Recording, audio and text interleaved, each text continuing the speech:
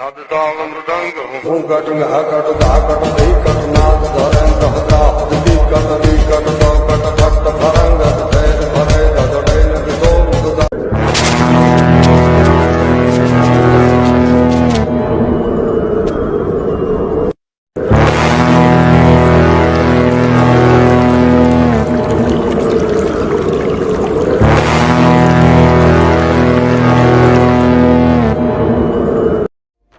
राधे मित्रों, इस वीडियो में मैं आपको कैलाश पर्वत से जुड़ी कुछ रोचक कथाओं के बारे में बताने जा रही हूँ। पौराणिक कथाओं के अनुसार कैलाश पर्वत भगवान शिव गौरी का निवास स्थान माना जाता है। यही कारण है कि आज तक कोई भी पर्वतारोही कैलाश पर्वत पर नहीं चढ़ पाया है। कैलाश पर्वत की ऊंचाई 6600 मीटर से ज़्यादा है, जो माउंट एवरेस्ट से 2200 मीटर कम है। हालांकि माउंट एवरेस्ट पर 7000 लोग चढ़ चुके हैं। धर्म अनुयायी कैलाश पर्वत की यात्रा पर आते हैं और पर्वत की परिक्रमा करते हैं। यहाँ 2 सरोवर मुख्य हैं। पहला मानसरोवर, जो दुनिया की शुद्ध पानी की झीलों में से एक है और जिसका आकार सूर्य के समान है। दूसरी राक्षस झील, जिसका पानी खारा है और आकृति चंद्रमा के समान है। ये दोनों झीलें सूर्य और चंद्रमा बल को प्रदर्शित करती हैं, जिसका संबंध सकारात्मक और नकारात्मक ऊर्जा से है। मानसरोवर झील में स्नान करने का समय सुबह 3 बजे से लेकर 5 बजे तक माना जाता है, जो ब्रह्म मुहूर्त कहलाता है। कैलाश पर्वत को ओम पर्वत के नाम से भी जाना जाता है। कहा जाता है कि कैलाश पर्वत 10 करोड़ साल पुराना है। यह माना जाता है कि मानसरोवर झील में डुबकी लगाने वाला मनुष्य मृत्यु के बाद शिवलोक को जाता है। ऐसा माना जाता है कैलाश पर्वत के नीचे मृत्यु लोक स्थित है। तिब्बत में स्थित धर्मगुरुओं का मानना है कि कैलाश पर्वत के चारों ओर दिव्य अलौकिक शक्ति का प्रवाह होता है, जिसमें तपस्वी आज भी तपस्या करते हैं। कैलाश पर्वत से जुड़ी एक पौराणिक कथा के अनुसार एक बार रावण ने भगवान शिव को प्रसन्न करने के लिए और उनसे मनचाहा वर मांगने के लिए तपस्या के बारे में सोचा। फिर वह कैलाश पर्वत पर जाकर घोर तपस्या में लीन हो गया। लेकिन घोर तपस्या करने के बाद भी जब भगवान शिव प्रसन्न नहीं हुए तो रावण ने अपने शीश काट काट कर भगवान शिव को अर्पित करना शुरू कर दिया। इस तरह रावण ने एक एक करके अपने 9 शीश भगवान शिव के चरणों में अर्पित किए।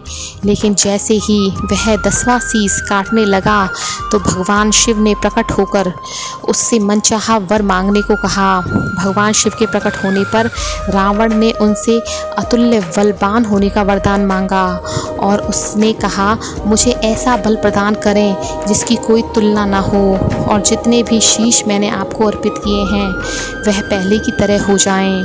भगवान शिव ने रावण की तपस्या से प्रसन्न होकर उसको यह वरदान दे दिया। लेकिन रावण को मिले इस वरदान के बाद देवताओं और ऋषि मुनियों की चिंता बढ़ गई और उन्होंने नारद मुनि से इस समस्या का समाधान पूछा। तब नारद मुनि ने इस समस्या का समाधान निकाला और रावण के पास पहुंच गए। रावण अपने बल के अहंकार में इतना डूबा हुआ था कि उसे सही गलत का भी समझ नहीं रही। ऐसे में नारद मुनि रावण के सम्मुख गए और बोले, हे लंकापति, आपकी खुशी बता रही है कि आपको कोई मनोवांछित वरदान प्राप्त हुआ है।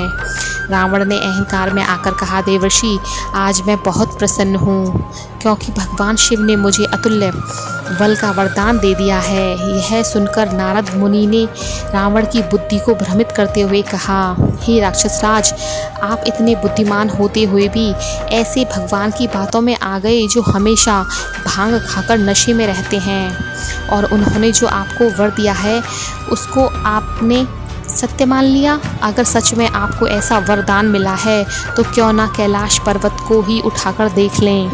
रावण ने खुश होकर कहा कि यह अच्छा तरीका है इस वरदान की सच्चाई जानने के लिए। इसके बाद रावण ने अभिमान में आकर कैलाश पर्वत उठा लिया, जिसकी वजह से माता पार्वती और सभी देवता भयभीत हो गए। लेकिन भगवान शिव समझ गए ऐसा क्यों हुआ।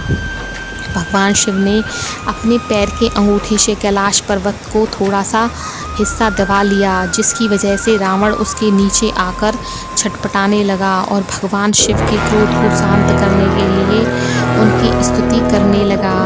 तब जाकर भगवान शिव शांत हुए और रावण का अहंकार नष्ट किया। अगर आपको हमारी वीडियो पसंद आई है तो चैनल को सब्सक्राइब करें प्लीज़।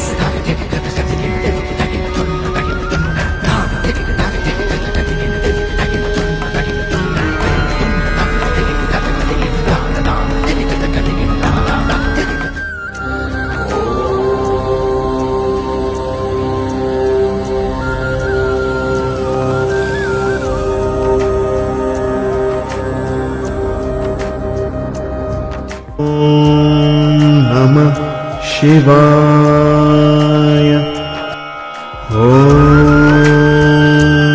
नमः शिवाय।